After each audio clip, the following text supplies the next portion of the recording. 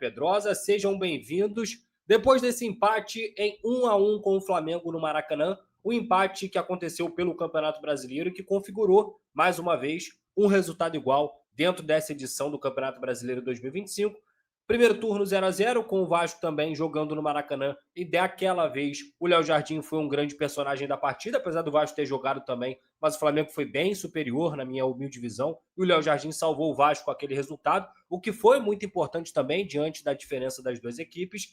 Mas nessa segunda partida, apesar do resultado ter sido igual, acho que o Vasco jogou bola. Acho que foi uma partida equilibrada, um clássico de fato, de igual para igual dentro do Maracanã, com o Flamengo tendo oportunidades mais claras no segundo tempo, mas o Vasco também fazendo o primeiro tempo, na minha humilde visão sempre, superior até o do Flamengo, mesmo que pouco, mas um pouco mais superior, finalizou mais, teve uma chance clara com o Pubita, e além do gol, o Flamengo praticamente não teve muitas chances no primeiro tempo, apesar de um controle de bola maior. No segundo tempo, o Vasco sofreu um pouquinho, principalmente ali depois que o Flamengo entrou com as substituições, entrou com a cavalaria, com os jogadores titulares, e aí, depois das substituições, entrando o David e o Matheus França, o Vasco novamente equilibrou o jogo, apesar da bola na trave e até numa chance clara perdida pelo Pedro. Como eu disse para vocês, para mim, se a gente for olhar o jogo de forma geral, foi equilibrado, mais equilibrado do que até mesmo no 0-0 do primeiro turno e bem mais equilibrado do que até mesmo o 1-1 que aconteceu no segundo turno do ano passado no Campeonato Brasileiro, configurando 3 empates seguidos entre Vasco e Flamengo nos jogos de Campeonato Brasileiro. Ainda é muito pouco, e até como coloquei aí no título dessa live aqui do canal do Pedrosa, o ponto ele deve ser valorizado. Ele pode não ser comemorado. Não gosto de comemorar empate, acho que o que tem que se comemorar é vitória, quando as vitórias acontecem. O empate ele pode ser valorizado pela circunstância, pelo contexto do jogo, pelos jogadores que o Vasco perdeu e pela diferença clara de investimento entre Vasco e Flamengo. E a gente vai falar muito sobre isso em mais uma live aqui no canal sobre o jogo monstruoso do Ryan, que para mim foi o melhor em campo, não só o melhor do Vasco, mas também o melhor em campo. As boas partidas do Barros, do Cuesta, do próprio Hugo Moura, do Paulo Henrique, do Pumita. O Vasco como um todo fez um jogo competitivo, um bom jogo, o que dá um pouquinho de moral para as partidas diante do Bahia, também do Cruzeiro e do próprio Palmeiras, que vem pela frente. Bem, vai deixando o seu like, eu vou beber uma água aqui, de forma geral, assim, essa palavra que eu vou mais usar aqui hoje nessa live, porque para mim, realmente, olhando o contexto geral de jogo, o jogo foi bem igual, foi bem... As duas equipes tiveram chance de vencer a partida. Quando isso acontece, cara, eu não consigo enxergar de forma diferente. Para vocês terem uma noção, o Flamengo finalizou 14 vezes, o Vasco finalizou 11 vezes. O Flamengo teve 13 escanteios na partida, o Vasco teve 7, o que mostra também o volume que o Vasco teve, apesar de não ter criado tantas chances, principalmente no segundo tempo. E de forma geral, o primeiro tempo ele ficou muito configurado pelo gol cedo que o Flamengo fez. Um gol em que o Flamengo subiu um pouco as linhas, que é uma característica dessa equipe do Felipe Luiz. Eu, como trabalho no SBT Esporte Rio e trabalho de forma geral com o futebol carioca mais exclusivamente, digamos assim, apesar de fazer jogo do Campeonato Francês, alemão, Europa League, entre outros jogos do Campeonato Internacional, o futebol carioca é a minha especialidade. Eu assisto todos os jogos do Flamengo. Por quê? Porque eu sempre estou falando do Flamengo no dia a dia, principalmente no SBT. E eu diria que, apesar do time misto, o Flamengo manteve o seu, digamos assim, não o seu ímpeto e a efetividade que geralmente faz parte desse time, o controle que faz parte desse time, mas o Flamengo manteve a sua estrutura de jogo, principalmente quando o Bruno Henrique joga, porque o Bruno Henrique é um cara que consegue fazer um balanço defensivo melhor do que o Pedro, essa marcação mais alta melhor do que a do Pedro. Só que o Vasco hoje tinha dois jogadores com muita qualidade na saída de bola. E eu vou falar especialmente do Carlos Cuesta ao longo dessa live, mas de forma geral, o Vasco da Gama, junto com o Carlos Cuesta e com o Robert Renan, tinham dois jogadores que não têm medo da bola. Eles não têm medo da bola para sair nessa linha defensiva. O Paulo Henrique também não é um cara que tem medo da bola. E o Pumita hoje, cara, foi muito bem. O jogo do Pumita hoje, defensivamente, ofensivamente, o Pumita fez uma baita partida e, na verdade, ele gosta de jogar contra o Flamengo, né? O Pumita já fez gol contra o Flamengo, o Pumita já deu assistência contra o Flamengo. É um atleta que não sente esse tipo de jogo, tá? Gente, eu só vejo coletiva quando está na Vasco TV. Se não começou na Vasco TV, eu não assisto coletiva como sempre, tá? Tá aqui na Vasco TV. A Vasco TV tá transmitindo ao vivo. Acho que ele teve aí à frente do Vasco da Gama em relação à leitura de jogo, a decisões que ele tomou, as explicações que ele tinha para dar para essas decisões também, principalmente a questão ali do Verratti, do Coutinho, fala sobre a questão da utilização da base e tudo mais. Claro que tem coisas que concordo, discordo, mas assim, achei uma avaliação bem lúcida dele, inclusive. Eu acho que, na verdade, cara, é, até voltando ao que eu estava falando antes, o Vasco, diante dos adversários que são mais fortes, nos últimos jogos, o Vasco fez boas apresentações. Se você for parar para pensar, nos últimos 4 jogos, 4, 5 jogos, o Vasco enfrentou 3 vezes rivais diretos. E rivais diretos que são melhores que o Vasco, que tem mais investimento, que tem mais jogadores e tudo mais.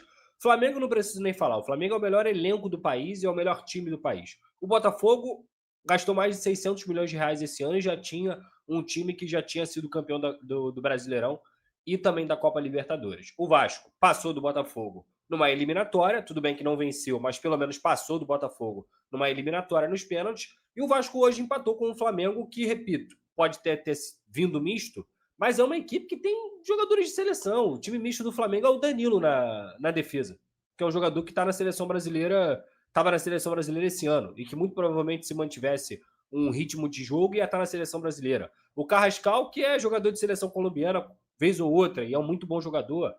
O Bruno Henrique nem se fala, que alterna com a titularidade com o Pedro nessa situação. Aí sai o Ayrton Lucas, entra o Vinha, que é outro jogador absurdo. Então, cara, assim, não dá para falar, diminuir o que o Vasco fez hoje, porque o Flamengo estava com o jogo misto. Muito pelo contrário. É muito legal a gente ver também que ele, de fato, tem utilizado um pouco a mudança do estilo de jogo. O Vasco hoje tentou bola longa desde o primeiro minuto da partida, e essas bolas longas estavam encaixando, principalmente no início do primeiro tempo, uma com o Robert Renan, teve uma do Carlos Costa também, teve outra que o próprio Robert Renan tentou lançar para o Pumita na lateral esquerda. Foi um Vasco bem equilibrado, com coisas diferentes do que a gente vinha vendo. E quando eu digo isso, olhando até mesmo, e vocês vão lembrar que no jogo contra o Botafogo em São Januário, que o Vasco empata contra o Botafogo, eu falo o seguinte: o jogo de hoje me animou mais do que o 6-0 contra o Santos. Porque eu sei que o 6-0 contra o Santos é algo totalmente fora da curva. Você fazer um jogo equilibrado com uma equipe como o Botafogo, e inclusive equilibrado também defensivamente, me anima mais do que essa goleada totalmente atípica. E os jogos seguintes se confirma. Porque o Vasco consegue classificar contra o Botafogo. Ah, Pedrosa, mas empatou contra o Ceará. Empatou mesmo. Empatou contra o Ceará. É revoltante o Vasco ter empatado contra o Ceará, mas o Vasco estava com 2-1 até praticamente o último minuto da partida. E se não fosse um mole que o Paulo Henrique deu, um mole, o Vasco teria vencido o jogo. E vencido jogando bem. Vencido jogando melhor do que o Ceará. Aí você olha para o jogo de hoje, que todo mundo estava achando que ia ser um bicho-papão, todo mundo estava achando, ai meu Deus, que medo do Flamengo, ai, eu não quero nem ver o que vai acontecer domingo. E eu até discuti com alguns amigos meus essa semana, falei, cara, que negócio é esse, cara? O jogo é jogado, cara. O jogo é jogado. É óbvio que o Flamengo é mais time, é óbvio que o Flamengo tem mais investimento, é óbvio que o Flamengo está mais adaptado ao Maracanã, que é amplo favorito, mas o jogo é jogado. Eu falei no SBT também, para não falar que eu só falei com meus amigos e parecer que eu tô de oportunismo. Falei no SBT, gente, olha só. É óbvio que o Flamengo é mais time. É óbvio que a responsabilidade é do Flamengo. Mas o Vasco da Gama pode crescer com as chegadas do Cuesta, com a chegada do Robert Renan. O Vasco agora começa a ter um pouco mais de opções no banco, com o próprio Carlos Andrés Gomes. O Coutinho tem vivido a melhor fase dele, talvez, dos últimos 5 anos. O Ryan é um garoto muito bom. O Nuno é um garoto muito bom também. Então, assim, cara, e eu falei isso também. Eu começo a minha análise, inclusive, falando isso. É o melhor Flamengo dos últimos 5 anos, mas também é o melhor Vasco dos últimos 5 anos. E, logicamente, o melhor Flamengo é muito melhor do que o Vasco. Isso não quer dizer que o Vasco não possa fazer um jogo competitivo. E foi exatamente isso que a gente viu hoje no Maracanã. Exatamente isso. Um jogo competitivo. Um jogo com cara de clássico.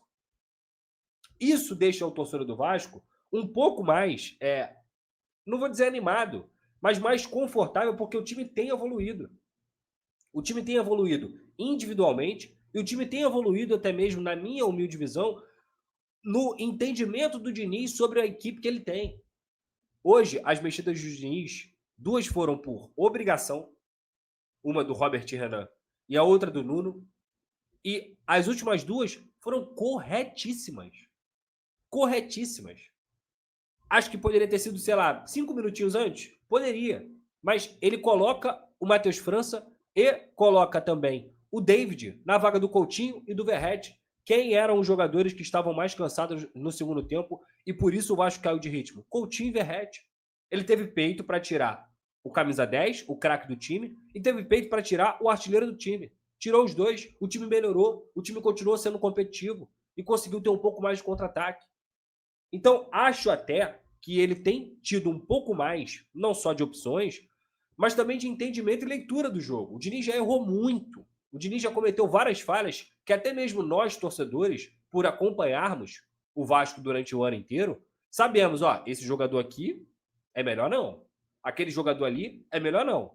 Aí ele cita, por exemplo, o Lucas Oliveira e cita o Matheus Carvalho. Desculpa, Diniz. É pouco. É muito pouco. O torcedor do Vasco, que vai ficar satisfeito hoje, porque o Matheus Carvalho acertou 4 ou 5 passes e que o Lucas Oliveira fez um jogo decente, apesar de ter falhado em alguns momentos, mas fez um jogo decente, é pouco. Esse é o mínimo, cara. Não dá para ficar exaltando um jogador por causa de um jogo. Esse é o mínimo. Hoje a gente tem que exaltar, sabe quem? O Ryan, que foi o melhor em campo. A gente tem que exaltar o Barros, que foi o segundo melhor em campo. A gente pode pontuar e ficar um pouco mais animado com a partida do Cuesta. Acho que a partida do Cuesta ela é animadora. A partida do Pumita hoje, mesmo na esquerda, mesmo fora de posição, ela é animadora também. Ela foi uma partida decente, sabe? Então, muita calma. Lucas Oliveira entrou bem hoje? Entrou. Comprometeu? Não. E ok. E vamos deixar ele ter sequência. Não ficar exaltando na coletiva. Tá? O Vasco é grande, como você mesmo falou. Não dá para ficar exaltando um jogador por causa de um jogo, sabe? O Cocon acabou com o jogo do Vasco no jogo contra o Ceará. Então tá devendo. Tá devendo, tá negativo o saldo. Ele ter entrado e ter melhorado um pouquinho ali, dado um passe aqui, outro ali, não é nada demais. É a obrigação dele. E aí a gente olha para tudo que aconteceu dentro da partida e o sentimento do torcedor, de verdade. Desculpa, gente, eu tô muito com a alergia muito atacada mesmo. Ele é um sentimento de satisfação, ele é um sentimento de, cara, valeu, competimos, jogamos. Jogamos. Eu não gosto desse termo, mas jogamos de igual para igual. Essa aqui é a verdade. E aí você viu nesse momento as palavras do Lucas Pedrosa, ele falou tudo envolvendo esse clássico dos milhões. Flamengo 1, Vasco da Gama também 1 pelo Campeonato Brasileiro. E nesse momento tá tendo jogos do Brasileirão, eu tô até aqui acompanhando, né? Enquanto eu tô fazendo o vídeo, tá rolando jogos do Brasileirão. Se você está acompanhando depois, aí você vai saber o resultado e eu aqui vou ficar no escuro, né? Mas vamos lá, Cruzeiro tá perdendo de 1-0 pro Bragantino, o Bragantino que teve a sequência negativa, tava perigando ali a parte de baixo e conseguiu ali, tá conseguindo a vitória por enquanto, né? Tá com 32 minutos de jogo e o Santos está empatando no clássico Sansão com o São Paulo por 0-0. Um gol aí do São Paulo ajudaria muito a equipe do Vasco, que lembrando, o Vasco tem um jogo a menos, né? É Vasco e Bahia, e se o Vasco vencer o Bahia, começa a ter ali um respiro na classificação. Lembrando também que o Vitória perdeu para o Fluminense, ó, o Vitória está aqui com 24 jogos.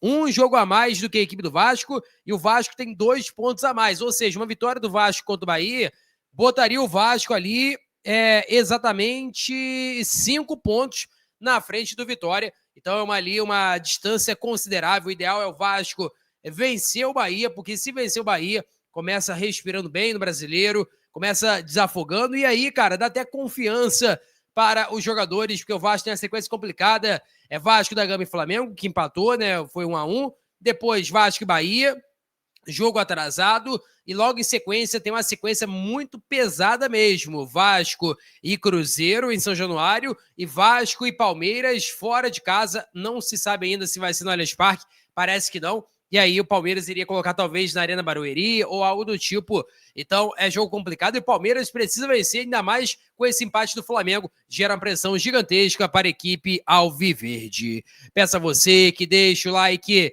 é muito importante para o nosso canal. Acione o sininho de notificação para não perder nenhum conteúdo. Nossa meta é alcançar o mais rápido possível 60 mil. Eu conto muito com a sua ajuda e também com a sua moral. Vou ficando por aqui, velho. Tamo junto. E é nóis! Fui!